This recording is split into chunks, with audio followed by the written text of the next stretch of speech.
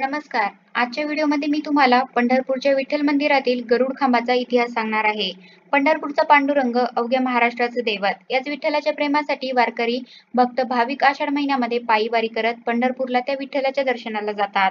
पंढरपूरला गेल्यानंतर सगळ्यात आधी चंद्रभागेमध्ये स्नान करतात आणि मग घेतात गरुड खांबाचं दर्शन.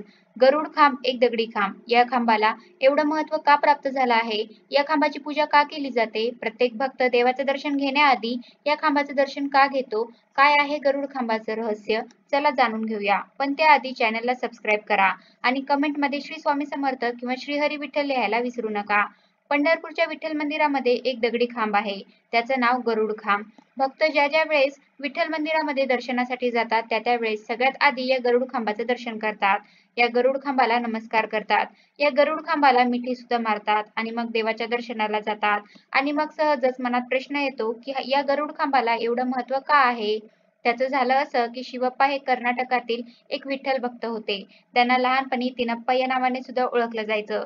साधारणपणे 1481 ते 1564 चा हा काळ होता. घरात पहिल्यापासूनच विठ्ठल भक्ती होती आणि तीच परंपरा शिवप्पा यांनी सुद्धा तशीच पुढे नेली. शिवप्पा यांचं काही वर्षानंतर लग्नही झालं, पण संसारातही त्यांचं मन रमेना. त्यांचं मन तर विठ्ठल भक्तीतच रंगलं होतं. शिवप्पा यांना संस्कृत भाषेमध्ये रस होता, म्हणून ते संस्कृत भाषेतून संपूर्ण शास्त्राचं अध्ययन करत होते. त्यांना भजनाची, संगीताची आवड होती. ते ईश्वराची भजनं गायचे. सतत नामस्मरणामध्ये तल्लीन असायचे. क्षणोक्षणी देवाचं नामस्मरण करायचे. नामस्मरण करताना त्यांना इतर कुठल्याही गोष्टीचं भान नसायचं. विठ्ठल भक्तीशिवाय त्यांना इतर कशातही रस वाटत नसायचा. शिवप्पा यांच्या भक्तीवर प्रसन्न होऊन एकदा पांडुरंगच त्यांच्या स्वप्नात आला. पांडुरंगाने शिवप्पांना दृष्टांत दिला. पंढरपूरला ये असा निरोप दिला. मग काय शिवप्पा पांडुरंगाला भेटायला पंढरपूरला निघाले. पंढरपूरच्या दिशेने यात्रा करत असताना विजयनगरला आल्यावर त्या ठिकाणचे राजा कृष्णदेवराय हे सुद्धा शिवप्पा यांच्या भक्तीने प्रभावित झाले आणि ते सुद्धा विठ्ठलाचे भक्त झाले. राजा कृष्णदेवराय यांनी तर तिरुपती बालाजी या ठिकाणी भजन मंडपाची निर्मिती सुद्धा केली, ज्याचं नाव सुद्धा दास मंडप असं ठेवलं. शिवप्पा हे विठ्ठलाची इतकी भक्ती करायचे की त्यांचं नाव सुद्धा पुरंदर विठ्ठल असं झालं. शिवप्पांनी जेव्हा वैष्णव संप्रदायाची दीक्षा घेतली तेव्हा एका संतांनी त्यांना नवीन नाव दिलं, ते म्हणजे पुरंदरदास. आणि पुढे त्याच नावाने शिवप्पा प्रसिद्ध झाले.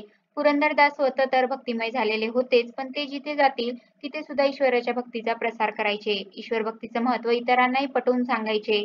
मजल दर मजल करत पुरंदरदास अखेर पंढरपुरामध्ये आले. पंढरपुरात आल्यावर सुद्धा त्यांनी त्यांचा नित्यक्रम चालू ठेवला. भजन, कीर्तन, नामस्मरण यामध्येच ते रंगून गेलेले असायचे. गावातली इतर लोक सुद्धा त्यांची भक्ती पाहून त्यांच्याकडे आकर्षित झाली. त्यावेळी पंढरपुरात एक नर्तकी होती. ती सुद्धा विठ्ठलाची निस्सीम भक्त होती. पांडुरंगाच्या एकदा मनात आलं की या नर्तकीला जाऊन दर्शन द्यावं. पांडुरंग तिला भेटायला गेले, पण ते पुरंदरदास यांचं रूप घेऊन गेले आणि तिला दर्शन दिल्यानंतर त्यांनी त्यांच्या हातातलं एक सोन्याचं कडं तिला भेट म्हणून दिलं.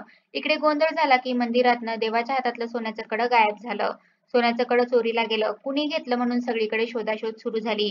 तेव्हा गावकऱ्यांच्या लक्षात आलं की या नर्तकीकडे देवाच्या हातातलं सोन्याचं कडं आहे.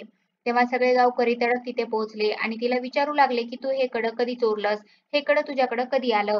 तेव्हा त्या नर्तकीने सांगितलं की पुरंदरदास स्वतः माझ्याकडे आले होते आणि त्यांनीच हे सोन्याचं कडं मला दिलं. हे ऐकल्यानंतर गावकरी संतापले.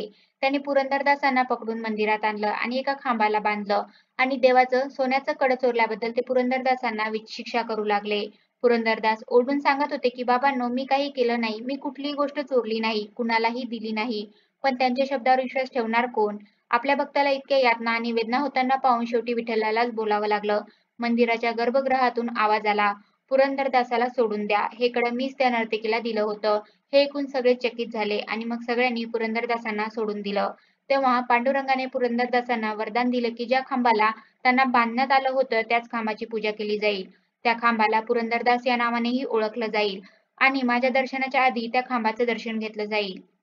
तोच खांब म्हणजे आजच्या पंढरपुरातल्या विठ्ठल मंदिरातला गरुड खांब. हा खांब दिसायला जरी अगदी साधा दगडी खांब असला तरी सुद्धा भक्ताच्या रक्षणासाठी देव कसा वेळोवेळी धावून येतो याचं ते प्रमाण आहे. कसा वाटला तुम्हाला माझा आजचा व्हिडिओ? कमेंट करून नक्की सांगा. धन्यवाद.